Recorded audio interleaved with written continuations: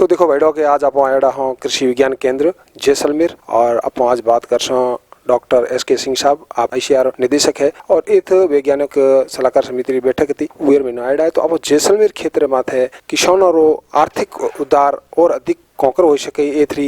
जो पर्यावरण प्रकृति है वो देखते हुए, तो उए माथे अब बात कर सो। नमस्कार डॉक्टर साहब। नमस्कार। देखिए, मैं डॉक्टर एस.के. सिंह, निदेशक कृषि तकनीकी अनुप्रयोग अनुसंधान संस्थान जोधपुर में मैं बैठता हूं, लेकिन हमारे पास जो है 44 कृषि विज्ञान केंद्र राजस्थान के, 18 कृषि विज्ञान केंद्र हरियाणा के और 1 कृषि विज्ञान केंद्र दिल्ली, जिसका पूरी तरीके से जो वैज्ञानिक आधार पर जो खेती हो रही है, पशुपालन हो रहा है, उसका पूरी तरीके से मॉनिटरिंग का जो है, अनुश्रवण का और समन्वय का कार्य हम वहाँ से बैठ करके देखते हैं। उसी कड़ी में आज जैसलमेर जो हमारे पश्चिमी राजस्थान का एक महत्वपूर्ण जनपद है और मैं समझता हूँ कि देश का तीसरे स्थान पर जो अगर हम बात करते हैं तो कच्छ जो है नंबर 1 पर है, लेह जो है 2 नंबर पर है और तीसरा जिसका कि क्षेत्रफल लगभग 40 लाख हेक्टेयर से भी ज़्यादा है, हम समझते हैं कि एक हरियाणा के बराबर जैसलमेर जनपद है। तो बहुत बड़ी बात है और हम ये सौभाग्य की बात है कि एक वेस्टर्न राजस्थान में हमको जो है आने का मौका मिला है और एक कृषि विज्ञान केंद्र जो है यहाँ पर 1992 में खुला गया कृषि विज्ञान केंद्र जैसलमेर में और यहाँ पर 2 कृषि विज्ञान केंद्र है। जैसा मैंने बताया कि जनपद का क्षेत्रफल 40 लाख हेक्टेयर है, इसीलिए दूसरा कृषि विज्ञान केंद्र पोखरण तहसील में कार्यरत है जो कि 2012 में खुला है। तो यह वैज्ञानिक सलाहकार समिति के पीछे यह है कि भारतीय कृषि अनुसंधान परिषद द्वारा ये 100% जो है वित्त पोषित है और जो राज्य स्तरीय कृषि विश्वविद्यालय है उसमें हमारा पहला कृषि विश्वविद्यालय राजस्थान का स्वामी केशवानंद राजस्थान कृषि विश्वविद्यालय बीकानेर में स्थित है। उसके अधीन ये जो है पूरी तरीके से जो प्रशासनिक जो कंट्रोल होता है उसके अंतर्गत है और जो पूरी वित्तीय सहयोग है वह भारतीय कृषि अनुसंधान परिषद के जो हमने कृषि तकनीकी अनुसंधान संस्थान अटारी जिसको बोलते हैं जोधपुर में स्थित है उसके द्वारा किया जा रहा है। तो प्रत्येक वर्ष जो है वैज्ञानिक सलाहकार समिति की बैठक का आयोजन इसलिए किया जाता है कि हम यहाँ की परिस्थितियाँ क्या हैं, यहाँ के जो जैसलमेर के जैसे संसाधन क्या हैं और यहाँ के जो किसान हैं उनकी क्या आवश्यकता है, उसके अनुरूप जो है क्या क्या साल भर में हमने तकनीकों का निर्धारण उनके परिस्थितियों में किसानों के, जैसे एक गांव में हो सकता है कि उत्तर की दिशा में कोई नदी हो या दक्षिण की दिशा में कोई नाला हो या कहीं अपलैंड हो, कोई टीला हो बालू का, कहीं या नीचे ऐसी ज़मीन हो जहाँ की पानी बरसात में जब कभी अच्छा हो जाए तो वहाँ पानी जैसे तालाब होता है कुछ होता है तो पानी वहाँ, तो इसलिए वहाँ पर जल स्तर उसके अगल बगल मेंटेन होता है। तो हो सकता है कहीं पर एकल फसली हो, माने बरसात में केवल फसल हो, कहीं कहीं पर जैसे दोनों हो, एक बरसात के बाद भी और जो हमारा रबी अभी अक्टूबर में शुरू हो गया जो फरवरी तक चलता है।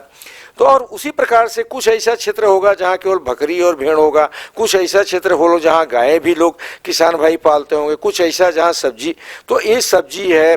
फलदार पौधे हैं, पशुपालन है, माने समग्र जो समन्वित फसल प्रणाली की बात होती है आज के तारीख में कि फसल, क्योंकि देखिए जलवायु परिवर्तन पूरे दुनिया में महसूस किया जा रहा है, टेम्परेचर भी बढ़ रहा है। 114 जिले ऐसे देश में जहाँ की मिनिमम टेम्परेचर बढ़ रहा है, 70 जिले ऐसे हैं जहाँ जुलाई की बरसात नहीं है, 38 जिले ऐसे हैं जहाँ पर कि टेम्परेचर बहुत ज़्यादा बढ़ रहा है। तो चुनौतियाँ आ रही हैं, हमेशा जो है टेम्परेचर जो है बढ़ रहा है, बरसात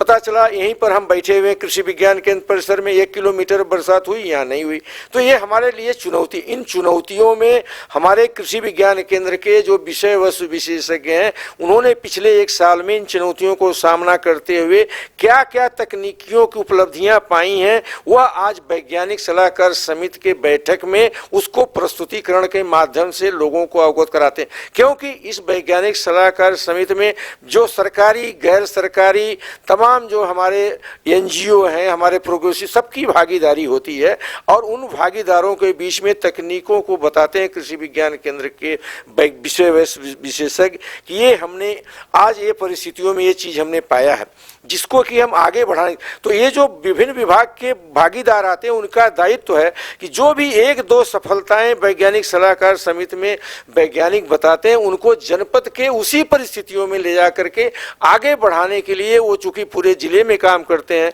उनके आदमी ब्लॉक स्तर पर गांव स्तर तक रहते हैं, जिले के जो लोग हैं, तो उनको बढ़ाने के लिए उन तकनीकों की उपलब्धियों के लिए, इसलिए वैज्ञानिक सलाहकार समिति का आयोजन प्रत्येक वर्ष इस कृषि विज्ञान केंद्र, चाहे वो जैसलमेर हो या कोई भी हो, विशेष करके आज जैसलमेर में हम लोग उपस्थित हुए हैं। निश्चित ही ये जो है हमारा एरिड जोन का बड़ा ही टिपिकल जिला है, जहाँ पर कि आप इस साल भी पाए होंगे कि जुलाई में 150 मिलीमीटर, माने जोधपुर और बाड़मेर से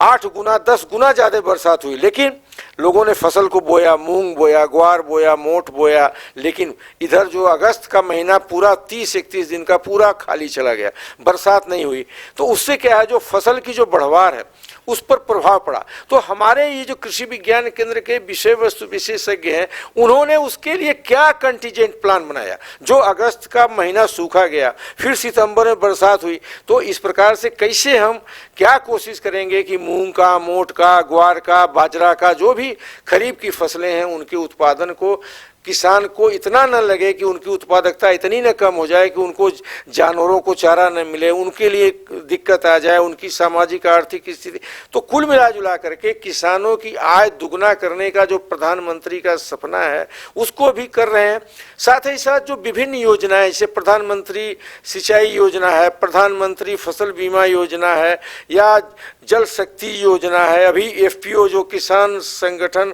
किसान उत्पादन संगठन बनाने की योजना है। तो तरह तरह के जो भारत सरकार की कृषि और किसान कल्याण मंत्रालय के द्वारा योजनाएं आती हैं, उनको भी इस वैज्ञानिक सलाहकार समिति के माध्यम से जो भी भागीदार होते हैं उनको अवगत कराया जाता है कि इन योजनाओं का लाभ किस प्रकार से आप प्राप्त कर सकते हैं। उनको भी हम लोग इस वैज्ञानिक सलाहकार समिति के बैठक के माध्यम से बताने की कोशिश करते हैं, जिससे किसान उन तकनीकों को अपना करके अपने उत्पादन उत्पादकता के अंतराल को पाटते हुए अपने आमदनी को बढ़ा सके, जिससे उसकी सामाजिक और आर्थिक स्थिति सुदृढ़ हो सके। बिल्कुल सिंह साहब, आप जो बात करी कि यहाँ पर किसान री आर्थिक स्थिति मजबूत हुए, आय बढ़े, तो ये जो कुछ जैसलमेर है, आप भी बहुत बढ़िया बात बताई कि जैसलमेर तीसरे स्थान माथे है कच्छ और लेह लद्दाख रे बाद रमीनो। तो ये जो को किसान है, ये परंपरागत जो वनस्पति है उही सो कोकर लाभ ले सके, उही माथे आप लोग की विचार है और हमारे किसान भाइयों की राय है। बिल्कुल एकदम बहुत ही सही बात है, क्योंकि देखिए परंपरा ढंग से जो किसान इतने दिनों से इस जैसलमेर की परिस्थितियों में संघर्ष करते हुए यहाँ पर रह रहा है, तो वास्तव में वह किसान कितना अच्छे ढंग से इन परिस्थितियों के अनुकूल हो चुका है। तो अभी मैं बताना चाहता हूँ कि कृषि विज्ञान केंद्र को एक बहुत बड़ा काम दिया गया है, जो कि 2022 से जब हमारी पूरी तरीके से नीति आयोग के द्वारा जो वित्तीय व्यवस्था हमारी आने वाली है उसमें दिया गया है एक फ्लिक FLIP में बताना चाहता हूँ, फार्मर लोकल इंडिजिनस प्रैक्टिस। जो किसानों की प्रचलित परंपराएं हैं उनको कैसे वैज्ञानिक आधार दिया जाए, ये बहुत बढ़िया काम जो है हमारे कृषि विज्ञान केंद्र 5 साल आने वाले दिनों में 2022 से 2026 तक किसानों के भागीदारी में करेंगे। क्योंकि किसान की खेती को टिकाऊ बनाना तभी संभव होगा जबकि किसान की जो परंपरागत जो रीत रिवाज खेती की जो सैकड़ों साल से चलती आ रही है वो किसान क्यों कर रहा है, लेकिन दिक्कत यही है कि उसको कोई आंकड़ाबद्ध नहीं है, उसका कोई वैज्ञानिक आधार नहीं है। तो कृषि विज्ञान केंद्र उन्हीं के परिस्थितियों में उनका आकलन करके उनको चरणबद्ध तरीके से उनको वैज्ञानिक आधार देंगे। तो आने वाले दिनों में जो हमारे किसानों के प्रचलित रीति रिवाज है एक तरीके से वो वैज्ञानिक संस्तुतियां बन जाएंगी और उसको और क्षेत्रों में लोग अपना करके अपने उत्पादकता को या अपने आमदनी को बढ़ाने में सफल होंगे। बिल्कुल सिंह साहब, आप बहुत ही बढ़िया बात बताई, लेकिन एक छोटी सी बात और भी है कि ए3 जो वनस्पति है जेके में केर है, सौंगरी है और जो हिलारिया है, ये माथे भी आप हमारे किसान भाइयों की सुझाव है। देखिए मैं तो बार बार ये कहूँगा कि ये तो एक तरीके से जो हमारी अगर हम पांचों जो आप कहें ना, केर है, काचरी है, आपका जो है ना ये खिजड़ी है, कुमुट है और लसोड़ा, ये अगर पांचों चीज़ों को मिलाकर जो आप कहते हैं ना पंचकुटा जो बना करके इस विशेष करके वेस्टर्न राजस्थान के किसान भाई उपयोग करते हैं, तो मैं बड़े ही दावे के साथ कहता हूं कि हमारी दलहनी फसलों में सबसे ज़्यादा प्रोटीन होता है। लेकिन अगर ये पंचकुटा खाते हैं, अगर हम सबसे ज़्यादा जो दलहन है जिसको मसूर कहते हैं उसमें सबसे ज़्यादा प्रोटीन है,